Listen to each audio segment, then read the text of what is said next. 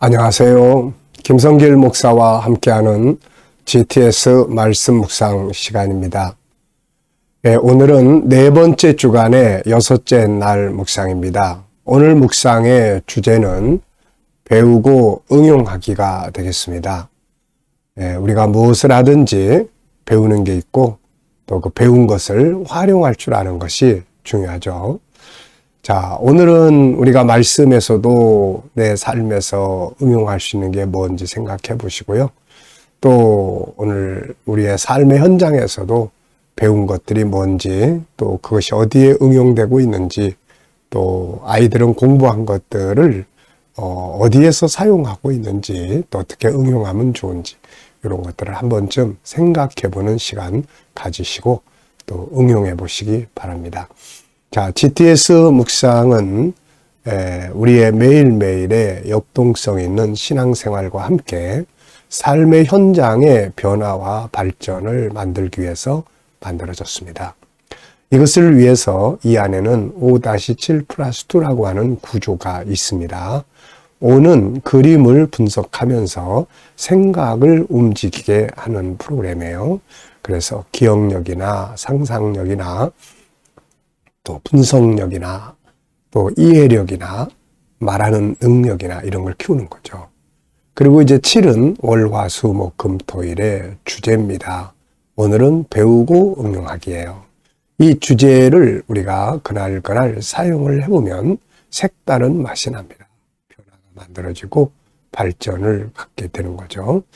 또 7가지를 한꺼번에 사용을 하면 우리의 삶을 진단하고 분석하고 컨설팅할 수 있는 도구가 되고요. 아이들은 학습과 독서에 좋은 지도 방법이 됩니다.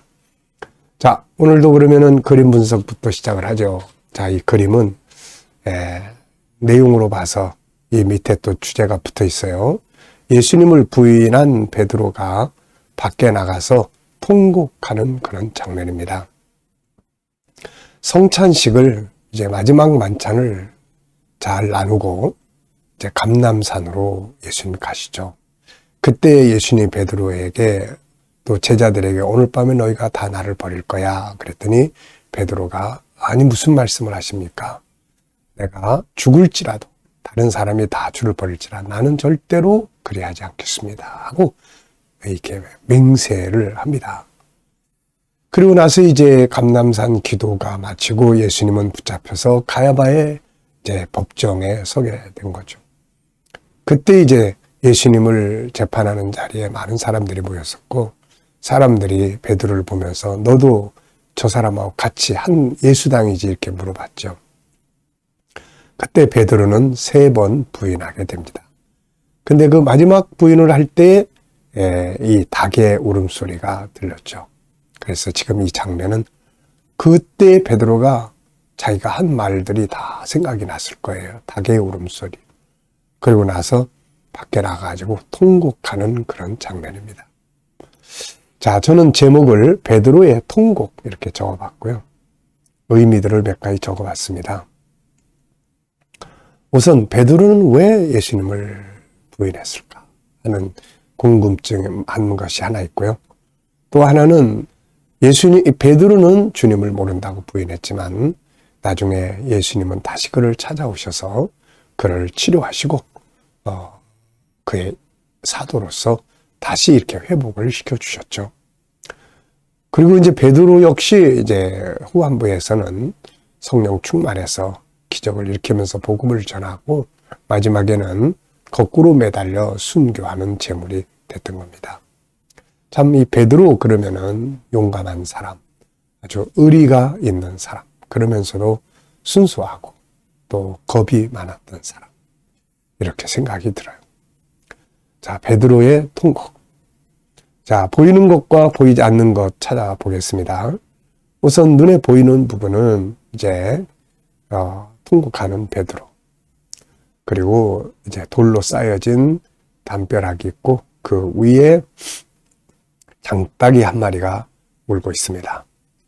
또 밑에는 그 가야바의 집, 제사장의 집으로 들어가는 문인 것 같은데요.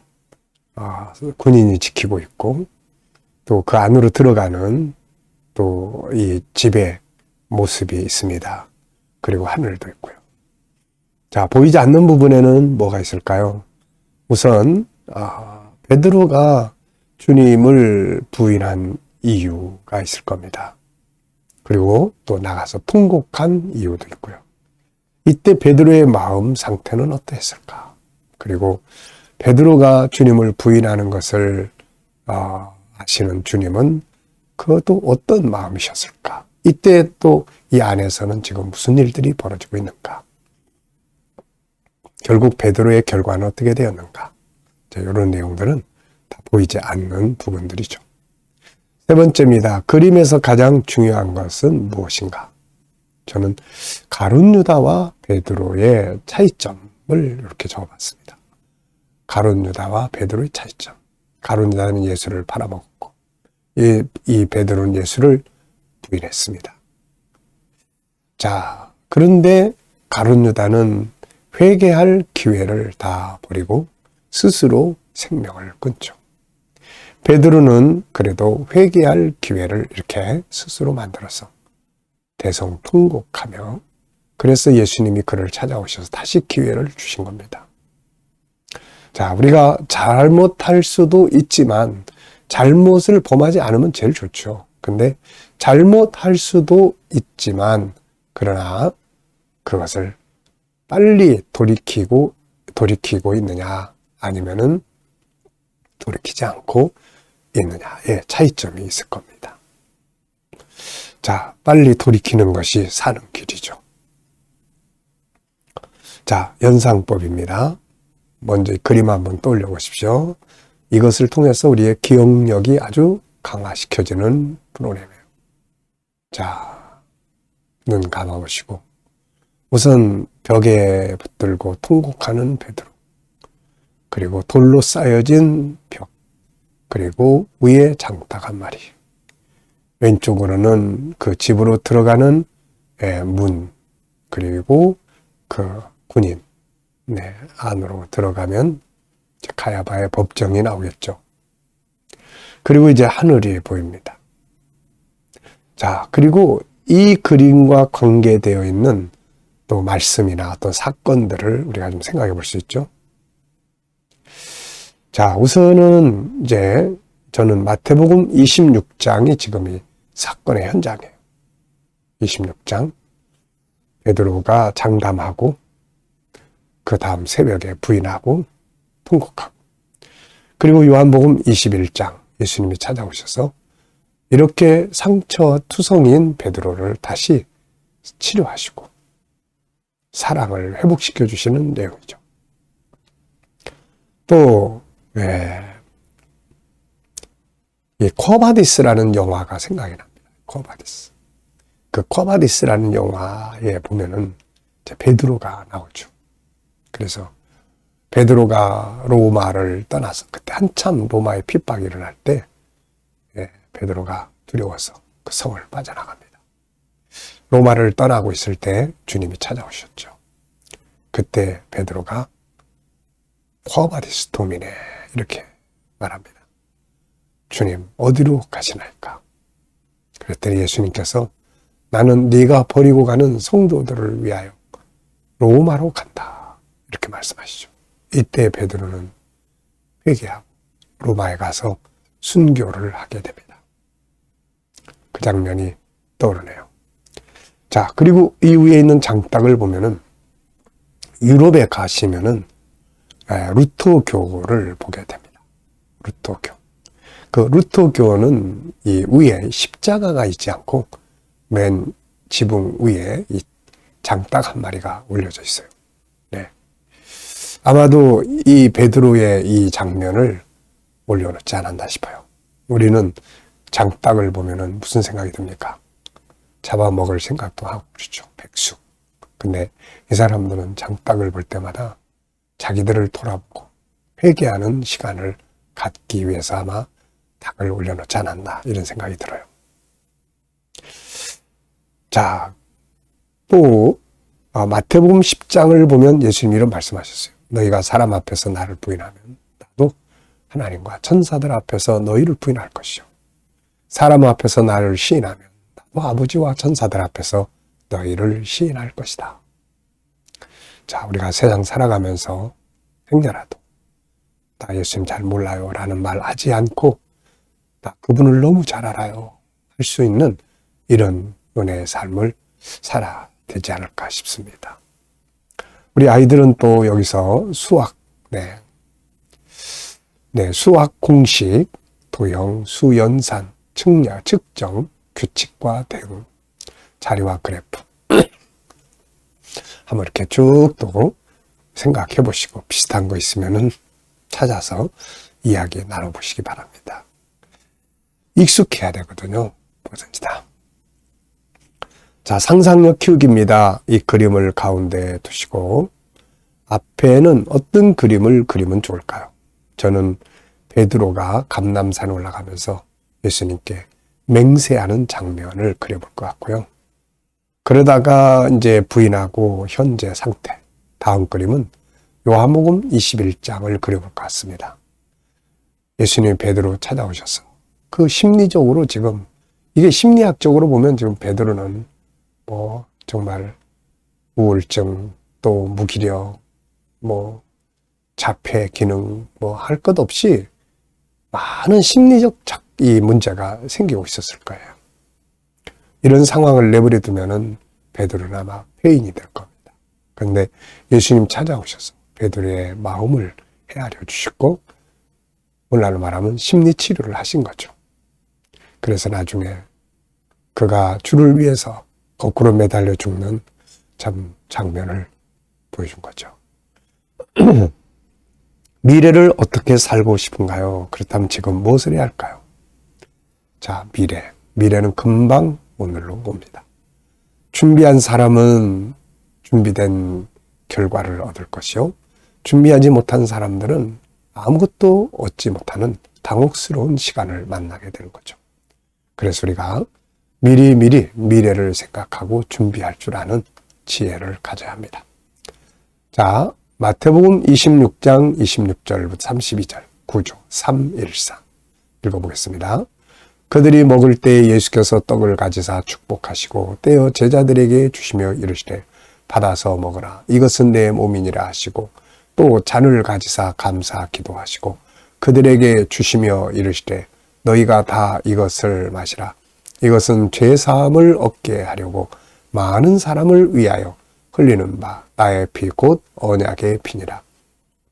그러나 너희에게 이르노니 내가 포도나무에서 난 것을 너희 이제부터 내 아버지의 나라에서 새 것으로 너희와 함께 마시는 날까지 마시지 아니하리라 하시니라.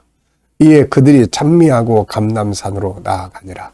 그때 예수께서 제자들에게 이르시되 오늘 밤에 너희가 다 나를 버리리라. 기록된 바 내가 목자를 치리니 양의 떼가 흩어지리라 하였느니라. 그러나 내가 살아난 후에 너희보다 먼저 갈릴리로 가리라. 아멘. 어제 하루 또 생각하시면서 감사했던 것 적어보시고요. 오늘 또 하루 시작하면서 또 감사한 것 적어보시고 미래를 생각하시면서 미래 비전을 놓고 또 감사할 것 적어보시기 바랍니다. 자, 오늘은 주제가 배구 응용하기예요. 부주제로는 소금과 빗대기, 머무는 곳에 선한 영향력 미치기, 전도와 선교하기가 되겠습니다. 자, 오늘 내가 머무는 곳에서 어디에 머무시게 되나요? 가정, 또 직장, 사업장, 또 출장 가서 또 다른 곳에. 자, 오늘 내가 머무는 곳에서 선한 영향력을 미치기 위해서 할 수 있는 일은 무엇인가요? 오늘 본문에서 응용해 보거나 또 기타의 내용들 속에서 선한 영향력을 미치기 위해서 할 수 있는 일.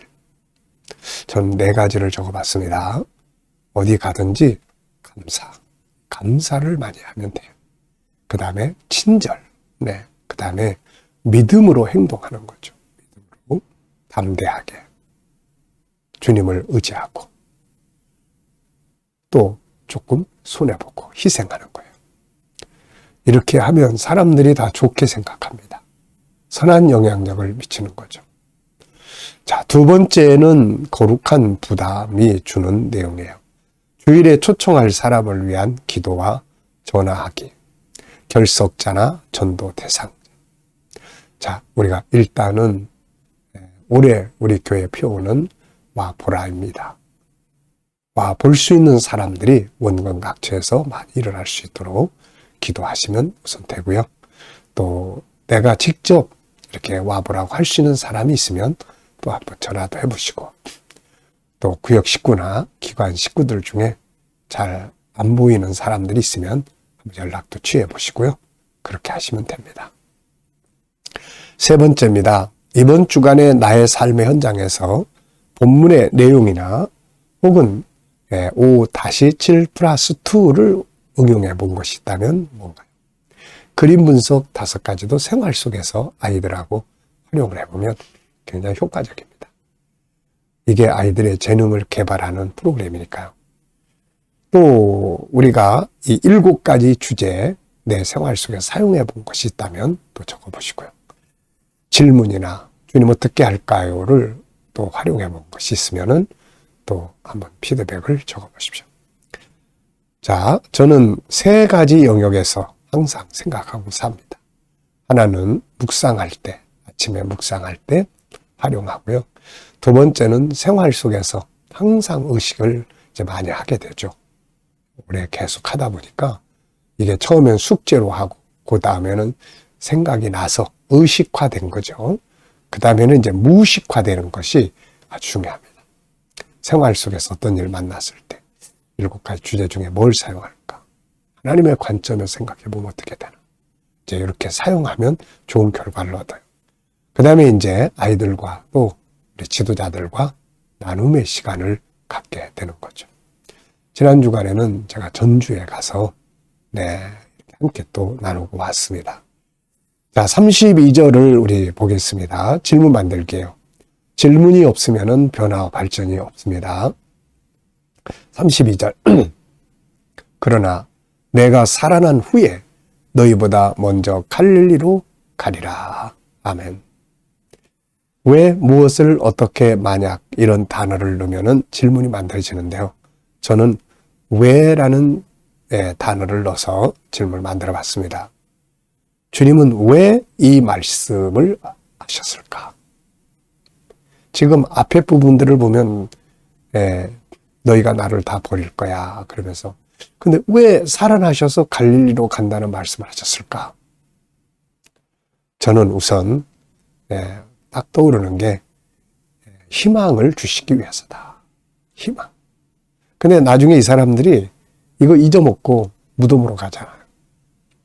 기독교는 무덤에 올라가서 참배하는 종교가 아니라 갈릴리로 가서 살아계신 주님을 만나는 것이 기독교입니다. 주님이 살아계시다는 게 희망이잖아요. 이게 기독교의 본질이에요. 죽음으로 끝나지 않고 살아계셔서, 살아나셔서 만날 수 있는 분이라는 거에 기독교의 생명력이 있는 거죠. 오늘도 우리가 갈릴리로 가서 부활의 주님을 만날 수 있기 바랍니다. 자, 개인 질문을 해보십시오. 이제 나의 영적 생활에 대해서 질문 만들기입니다.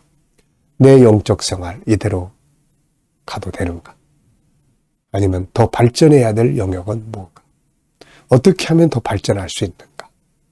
이것을 잘 질문해 보시고 한번 생각해 보시면 발전할 수 있어요.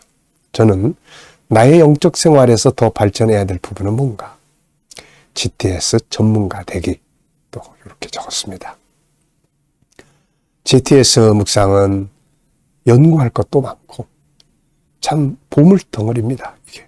그래서 주제와 같이 God's Treasureship, 하나님의 보물선, 그게 이 GTS라는 말의 뜻이에요. 그래서 이 속에 있는 것들을 잘 찾고 응용하고 활용하는 것, 이게 바로 놀라운 역사를 만들어 갑니다. 묵상하겠습니다.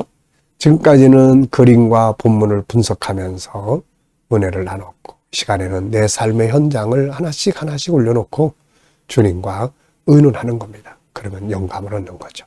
그거 가지고 사는 거예요. 자, 묵상하실 땐 항상 본문을 한번 쭉 생각해 보시고요. 7가지 주제 한번 떠올려 보십시오. 그 다음에는 나의 삶의 현장. 오늘 어디에서 무엇을 하시나요? 누구를 만나나요? 어떤 문제를 해결해야 되나요? 미래 비전은 무엇인가요? 쭉 놓고 주님, 이럴 때 주님이라면 어떻게 하시겠어요? 제가 오늘 이 사람하고 만났을 때 무슨 말을 해야 되나요?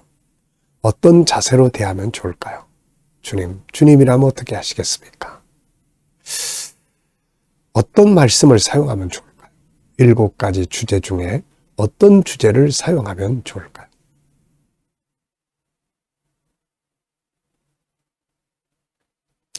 그리고 기다려보시면 주님 주시는 영감이 있습니다. 말씀도 생각나고 지혜도 떠오르고 감동도 있고 이거 가지고 살면 승리하게 되는 거죠. 자, 오늘도 영감으로 승리하시기 바랍니다. 기도하고 마치겠습니다. 주님 감사합니다. 오늘도 묵상으로 하루 시작합니다. 승리하는 하루가 되게 해주시옵소서.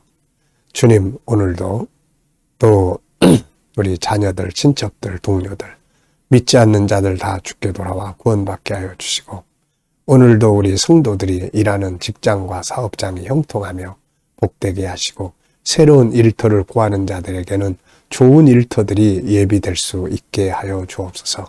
주님, 오늘도 또 치료받는 교우들에게 함께하여 주시고 오늘도 문제를 안고 기도하는 성도들에게는 아버지 문제를 잘 해결할 수 있도록 도와주시고 감당할 힘을 주시고 합력하여 선을 이루게 하여 주시옵소서. 오늘도 이 나라 위에 함께해 주시고 발전하는 나라, 거룩한 나라, 선교하는 나라가 되게 해주시며 또 세계 곳곳에서 복음을 위해 수고하시는 또 선교사님들에게 은혜 베풀어 주셔서 좋은 열매 맺게 하시고 우리 KDM 훈련을 통해서 천국 복음이 온 세계에 전파되게 하여 주시옵소서.